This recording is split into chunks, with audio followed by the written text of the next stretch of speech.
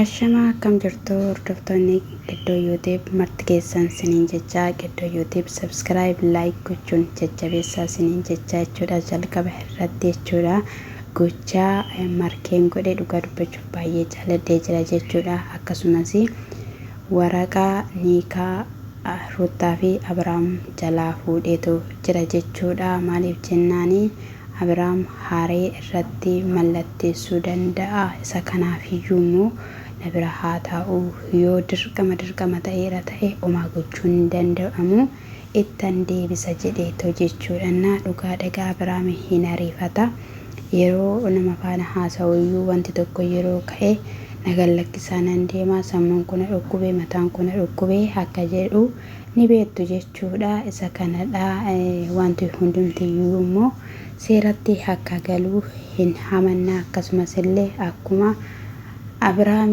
tarsaasee atis immoo kanaan tarsaastee akka sapiraayisii na gootuuf abdii guddaan qaba jedheeni too jira jechuudha hiriyoota Abrahaam keessa jechuudha kan akka markeetti jechuudha dhugaa dubbachuuf qajeelina yookiin immoo dubbii hubatee hojii hojjechaa jiru tokkollee hin jiru jechuudha waaqayyo si haa eebbisu kana caala immoo hubannaa fi ogummaa isaa siif haa kennu siin jechuu jaalannaa akkasumallee dhahi mucaanii Ruutaa akka anani guddadhetti akka guddattu hin barbaadu ana waan baay'ee narratti taate haati kiyya na guddiste kanaaf iyyuudha kan nuti xaaraa jiru yookiin immoo dadhabaa jirru jedheetu jira jechuudha isa kanadha waaqayyo immoo waan hundumayyuu akka inni haaraa godhee akka inni bakka Abrahaamis gara yaada isaatiitti gara qalbii isaatiitti isa deebisee iddootti balleessee iddootti hir'ina qabu baree akka jireenya isaa jiraatu homaa shakkii tokkollee hin qabnu wanti haaraan ta'a wanti gammachuun tokko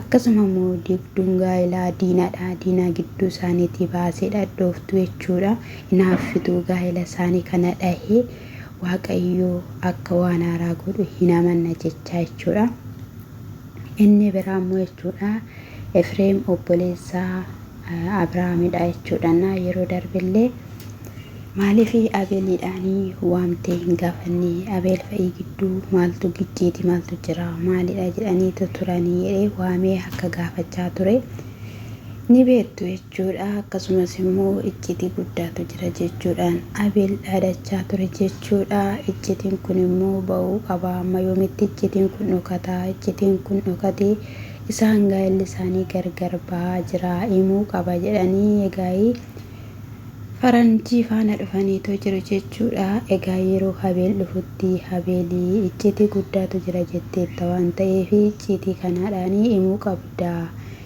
booda hin gaabbitaa gaafa wanti tokko uumame umurii kee guutuu gaabbeessiti ta'a osoo dubbadhee jiraadhe waan jettuufi har'a dubbadhu jedhaniitu jiru jechuudha asirratti ani kan hin gaaffii qabu jechuudha Efreemii iccitiitu jira Abrahaam faana jedhee jira miti obboleessa kee jechuudha kan garaa tokko keessaa baate Abeel miti obboleessa keeti miti obboleessa ofii immoo yookiin immoo haadha ofii kallattii garaagaraatiin in amansiisu jechuudha fakkeenyaaf kaameraan alatti waamte iddoo tokko tasgabbeessitee teessee Abrahaam gaalli kee kun diigamaa jira maatiin sitti gaddaa jiru gaasheen akkasuma harmeen sitti gaddaa jiru hiriyoonni keellee mee maalidha inni hati icciti guddaatu jira jettee furmaata waan dhabu miti garuu anatti hime jettee amalaan qabattee yaadaan qabattee osoo ababbaltee gaafatteetta ta'e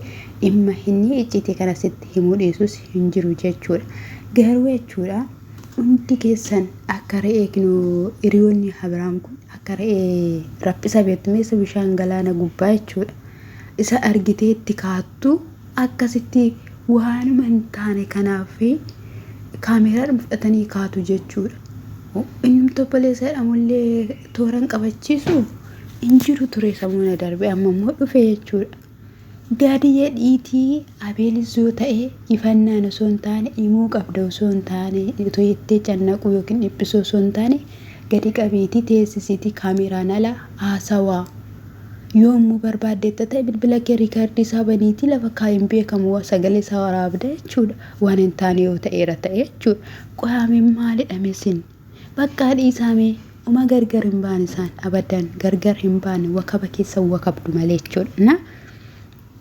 Yeroo darbellee jechuudha lubbuu kee irratti kana jeenyi hajajamee jiru yoo ati sarratti farramtee ta'e xabaqaan nutti meera jedhanii hiyyuu fi namichi mata malaaxaa sun waan inni jechaa ture argitaniitu mucaa jechuudha maraachuudhaaf ka'anii jechuudha. Kanaaf iyyuu icciitii Abeelin miti kan gaafattu obboleessa kee wajjiniin dhalatte sana gaafatteetu isarraa baruu qabda jechuudha malee irra caaleeyyuu jechuudha diina walitti ta'aa jirtu si lafumaa kaatanii jechuudha. Kino akka markeetti hojjedhaa baradhaa markeerraa dhugaan siniin jedhe markee miseensa keessan ta'uu isla dhiiseef sila si wajjin wakaba dhiiseef jechuudha. Inni aayii kamuu jedheera farrami jedheeraanii maal ta'e jedheeraanii jettanii dhadheessaa jirtu jechuudha mucaa jechuudha. Roobeel illee qalbii jijjiirratee dhufee jira jechuudha. Mee maaltu uumamame kana caala inniyyuu baay'ee garramame. Akka deebi'anii nama wal arganiitti nama dhibaa jedheetu kolfaa ture jechuudha wanta waraqata sanarra jiru dubbisee jechuudha. Kanaaf iyyuu tasgabbaa wanti tasgabbii caalu tokkollee hin jiru jechuudha. Hundumti keessaniyyuu jechuudha. Mee ana gaaffii guddaa kanatti ta'e mee jechuudha. Maaliif dhaloota addunyaa kanarra jiran hunduma waa'een gaa'ela Ruutaa fi Abrahaam dhibe otoo isaan keessa jiraachuu baatanii wanti nu galuu qabu tokko yoona jechuudha akka gaafa kana booddee ani sin barbaadu gargar ba'uudhaaf jettee Ruutaan qobaashitti waamte iddoo wayiitti gaafatte sana osoo amma kana namni wakabuu baateera ta'e saayyoona qaata walitti deebi'an qaata tokko ta'an jechuudha. Isaan asirraa illa bal'aafu gidduu isaatti qaawwaan hin uumama dubartii biraa fidanii sapiraayisii godheedhuuni wajjin bashannansiiseedhuuni sana booddee jechuudha dubbiin bal'achaa dhufe jechuudha. Inni icciitis hin jettan immoo abadan ani immoo sinittan hima jechuudha. Yoona mucaadha kan isaan hin amanne jechuudha. Mucaa Ruutaa isa ishiin garaatti baatte hin amanne yoona asuma achi jechuudha. Isa zoota immoo DNA hin jira jechuudha. Jalqaba irratti immoo jechuudha. Dhaqee kan marmaraa taasisee ilaalchisee Abrahaamidha. Har'a akkamittiin shakkuu danda'e. Kanaa ol wanti jiru tokkollee hin jiru. Isa dhugaan sinitti shakkiin jiru maaltu jiru. Yoo jiraatellee shakkiin jiru karaa Ruutaa osoo hin taane karaa Abrahaamidha.